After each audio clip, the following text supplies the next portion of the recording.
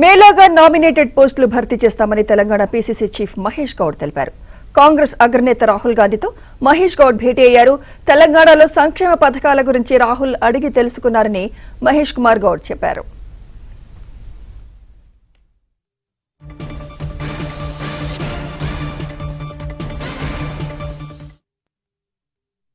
యువ నాయకుడు ప్రతిపక్ష నాయకులు రాహుల్ గాంధీ గారిని కలవడం జరిగింది.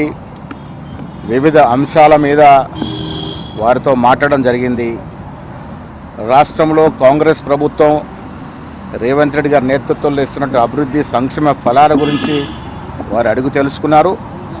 నిన్న జరిగిన బీసీ స్టీరింగ్ కమిటీ సమావేశం జరిగినటువంటి విషయాలు కూడా చర్చకు వచ్చినాయి.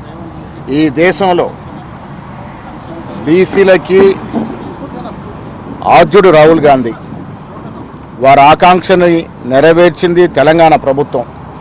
నిన్న బీసీ స్టీరింగ్ కమిటీ సమావేశంలో కూడా తెలంగాణలో జరిగినటువంటి కులసరి అంశాలని రాహుల్ గాంధీ గారు స్పష్టంగా ప్రస్తావించారు.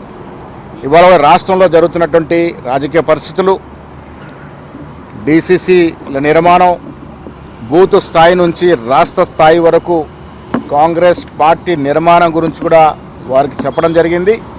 వచ్చే రోజుల్లో రేవంత్ రెడ్డి గారు మేము మాట్లాడుకొని మరొక బీసీ స్టీరింగ్ కమిటీ సమావేశం కూడా హైదరాబాద్లో ఏర్పాటు చేస్తాం.